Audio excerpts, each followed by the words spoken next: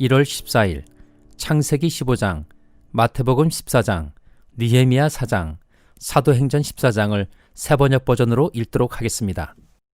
창세기 15장. 이런 일들이 일어난 뒤에 주님께서 환상 가운데 아브라함에게 말씀하셨다. 아브라함아, 두려워하지 말아라. 나는 너의 방패다. 내가 받을 보상이 매우 크다. 아브라함이 여쭈었다. 주 나의 하나님, 주님께서는 저에게 무엇을 주시렵니까? 저에게는 자식이 아직 없습니다. 저의 재산을 상속받을 자식이라고는 다마스쿠스 녀석 엘리에셀 뿐입니다. 주님께서 저에게 자식을 주지 않으셨으니 이제 저희 집에 있는 이 종이 저의 상속자가 될 것입니다.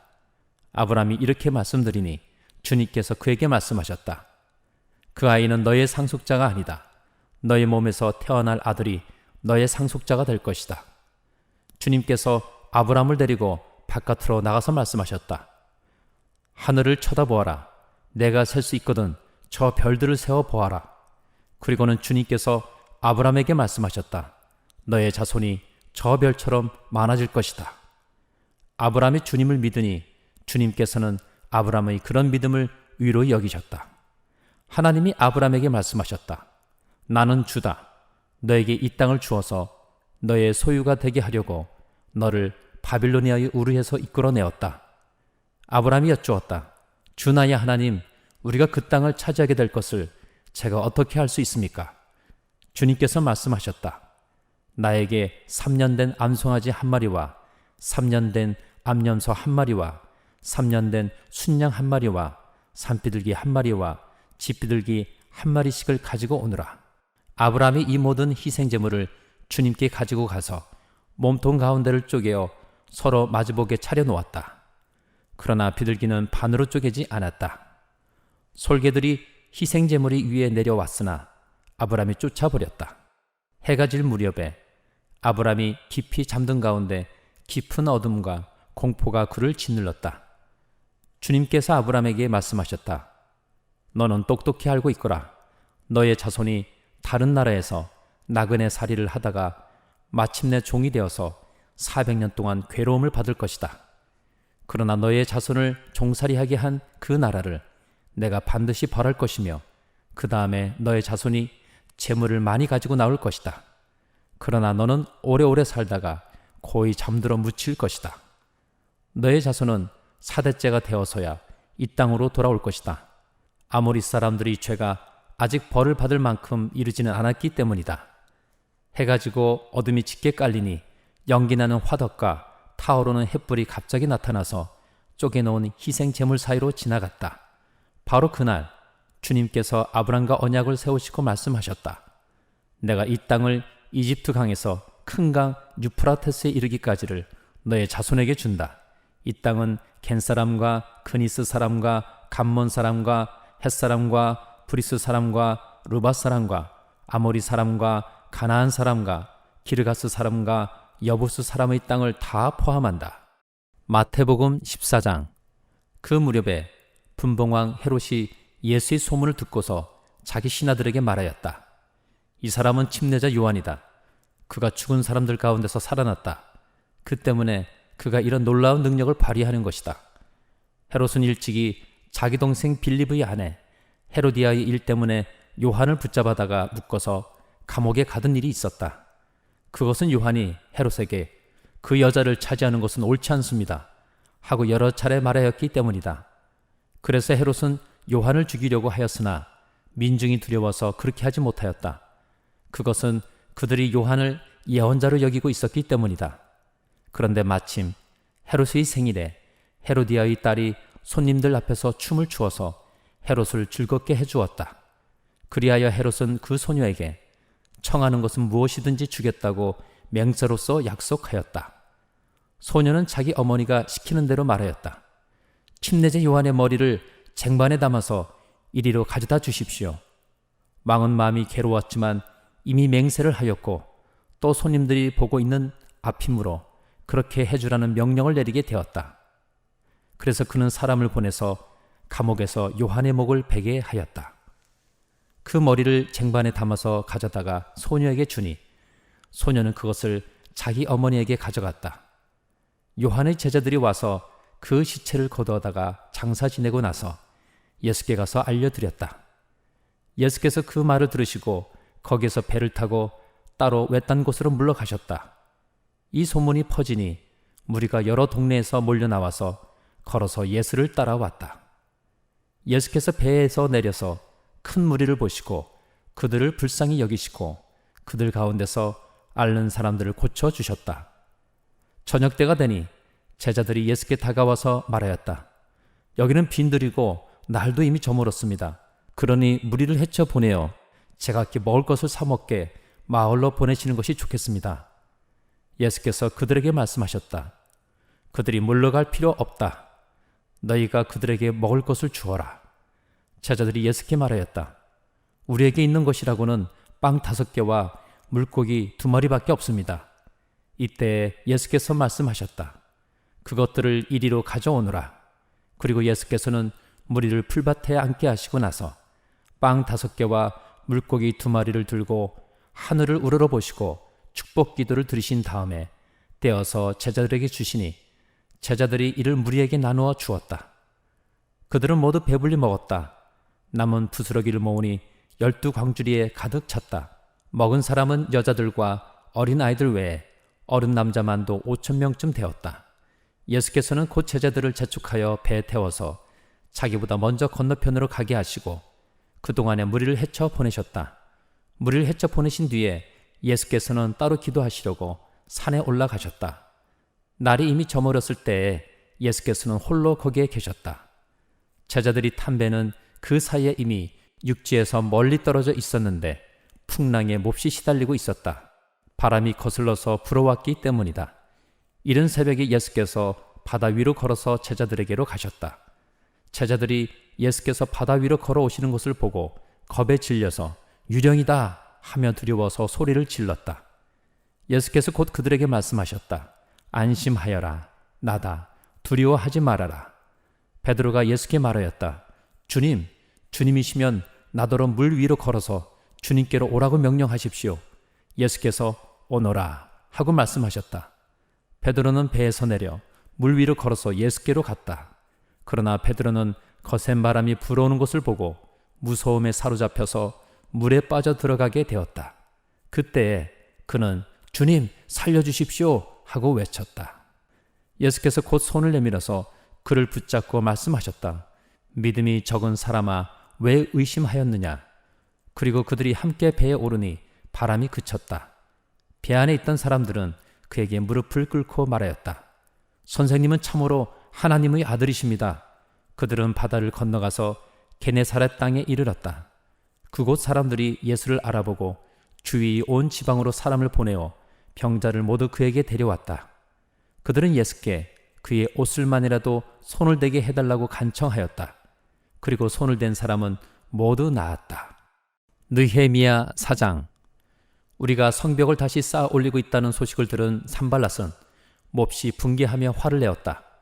그는 유다 사람들 비웃으며 자기 동료들과 사마리아 군인들이 듣는 데에서 힘도 없는 유다인들이 도대체 무슨 일을 하는 거냐?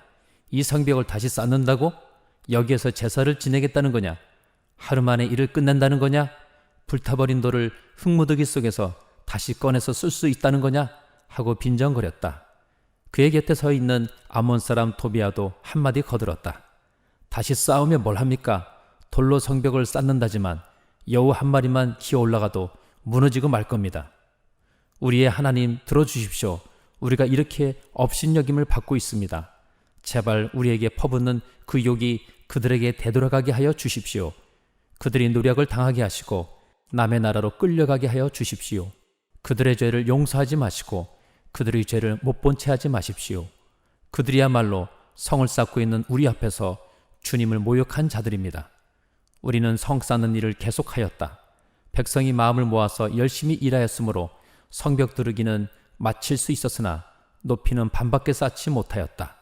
그때에 산발락과 도비아와 아랍 사람들과 암몬 사람들과 아수도 사람들은 예루살렘 성벽 재건이 잘 되어가고 있으며 군데군데 무너진 벽을 다시 잇기 시작하였다는 소식을 듣고서 몹시 화를 내면서 한꺼번에 예루살렘으로 올라와서 성을 치기로 함께 모의하였다. 우리를 혼란에 빠뜨리려는 것이었다. 그래서 우리는 한편으로는 우리 하나님께 기도를 드리고 다른 한편으로는 경비병을 세워 밤낮으로 지키게 하였다. 그런데 유다 사람들 사이에서 이런 노래가 퍼지고 있었다. 흙더미는 아직도 산더미 같은데 짊어지고 나르다 힘이 다 빠졌으니 우리 힘으로는 이 성벽 다 쌓지 못하리. 한편 우리의 원수들은 쥐도 새도 모르게 쳐들어와서 우리를 죽여서 일을 못하게 하려고 계획하고 있었다. 그들 가까이에서 사는 유다 사람들이 우리에게 올라와서 그들이 사방에서 우리를 치려고 한다고 10번이나 일러 주었다.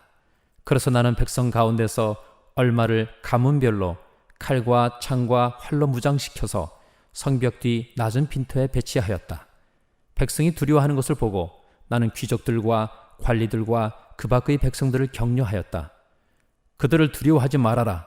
위대하고 두려운 주님을 기억하고 형제 자매와 자식과 아내와 가정을 지켜야 하니 싸워라. 드디어 우리의 원수들은 자기들의 음모가 우리에게 새나갔다는 것을 알게 되었다. 하나님이 그들의 음모를 헛되게 하셨으므로 우리는 모두 성벽으로 돌아와서 저마다 하던 일을 계속하였다. 그날부터 내가 데리고 있는 젊은이 가운데서 반은 일을 하고 나머지 반은 창과 방패와 활과 갑옷으로 무장을 하였다. 관리들은 성벽을 쌓고 있는 유다 백성 뒤에 진을 쳤다. 짐을 나르는 이들은 한 손으로는 짐을 나르고 다른 한 손으로는 무기를 잡았다. 성벽을 쌓는 이들은 저마다 허리에 칼을 차고 일을 하였다. 나팔수는 나의 곁에 있게 하였다.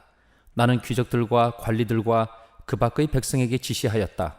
하여야 할 일이 많은데다 일하는 지역이 넓으므로 우리는 성벽을 따라서 서로 멀리 떨어져 있다.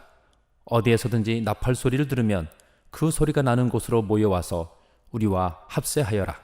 우리 하나님이 우리 편이 되어서 싸워주신다. 우리는 이른 새벽부터 밤에 별이 보일 때까지 일을 하였다. 우리 가운데 반수는 창을 들고 일을 하였다. 이 기간에 나는 또 백성에게 명령하였다. 밤에는 저마다 자기가 데리고 있는 부하들과 함께 예루살렘 성 안으로 들어와 묵으면서 경계를 서고 낮에는 일을 하여라.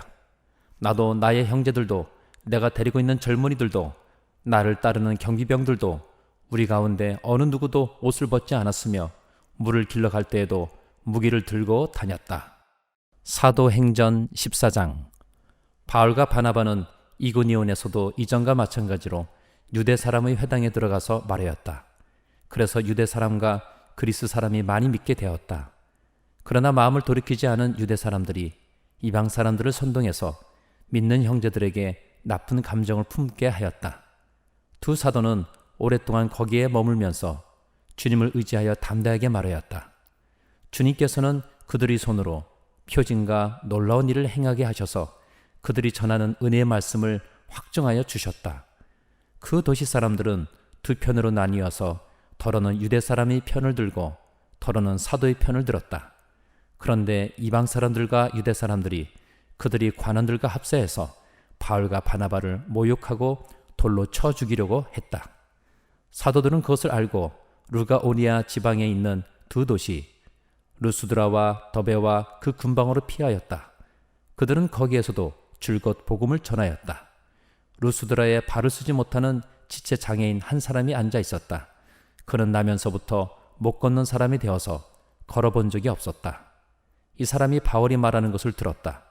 바울은 그를 똑바로 바라보고 고침을 받을 만한 믿음이 그에게 있는 것을 알고는 큰 소리로 그대의 발로 똑바로 일어서시오 하고 말하였다. 그러자 그는 벌떡 일어나서 걷기 시작하였다. 무리가 바울이 행한 일을 보고서 루가오니아 말로 신들이 사람의 모습으로 우리에게 내려왔다 하고 소리 질렀다. 그리고 그들은 바나바를 제우스라고 부르고 바울을 헤르메스라고 불렀는데 그것은 바울이 말하는 역할을 주로 맡았기 때문이다. 성 바깥에 있는 제우스 신당의 제사장이 황소 몇 마리와 화환을 성문 앞에 가지고 와서 군중과 함께 두 사람에게 제사를 드리려고 하였다. 이 말을 듣고서 바나바와 바울 두 사도는 자기들이 옷을 찢고 군중 가운데로 뛰어들어가서 외치면서 이렇게 말하였다. 여러분, 어찌하여 이런 일들을 하십니까? 우리도 여러분과 똑같은 성정을 가진 사람입니다. 우리가 여러분에게 복음을 전하는 것은 여러분이 이런 헛된 일을 버리고 하늘과 땅과 바다와 그 안에 있는 모든 것을 만드신 살아계신 하나님께로 돌아오게 하려는 것입니다. 하나님께서는 지나간 세대에는 이방 민족들이 자기네 방식대로 살아가게 내버려 두셨습니다. 그렇지만 하나님께서 자기를 드러내지 않으신 것은 아닙니다. 곧 하늘에서 비를 내려주시고 철을 따라 열매를 맺게 하시고 먹을거리를 주셔서 여러분의 마음을 기쁨으로 가득 채워주셨습니다. 두 사도는 이렇게 말하면서 군중이 자기들에게 제사하지 못하게 겨우 말렸다. 그런데 유대 사람들이 안디옥과 이고니온에서 거기로 몰려와서 군중을 설득하고 바울을 돌로 쳤다. 그들은 바울이 죽은 줄 알고 그를 성 밖으로 끌어냈다. 그러나 제자들이 바울을 들러섰을 때에 그는 일어나서 성 안으로 들어갔다. 이튿날 그는 바나바와 함께 더베로 떠났다. 바울과 바나바는 그 성에서 복음을 전하여 많은 제자를 얻은 뒤에 루스드라와 이고니온과 안디옥으로 되돌아갔다. 그들은 제자들의 마음을 굳세게 해주고 믿음을 지키라고 권하였다. 그리고 또 이렇게 말하였다. 우리가 하나님 나라에 들어가려면 반드시 많은 환난을 겪어야 합니다. 그리고 그들을 위해서 각 교회에서 장로들을 임명한 뒤에 금식을 하면서 기도하고 그들이 믿게 된 주님께 그들을 맡겼다. 그리고 그 두 사람은 피시디아 지방을 거쳐서 밤빌리아 지방에 이르렀다. 그들은 버가에서 말씀을 전한 뒤에 아달리아로 내려가서 거기에서 배를 타고 안디옥으로 향하여 갔다. 이 안디옥은 그들이 선교 활동을 하려고 하나님의 은혜에 몸을 내맡기고 나선 곳이다. 이제 그들은 그 일을 다 이루었다. 그곳에 이르러서 그들은 교회 회중을 불러 모으고서 하나님께서 자기들과 함께 행하신 모든 일과 하나님께서 이방 사람들에게 믿음의 문을 열어주신 것을 보고하였다. 그들은 제자들과 함께 오랫동안 지냈다.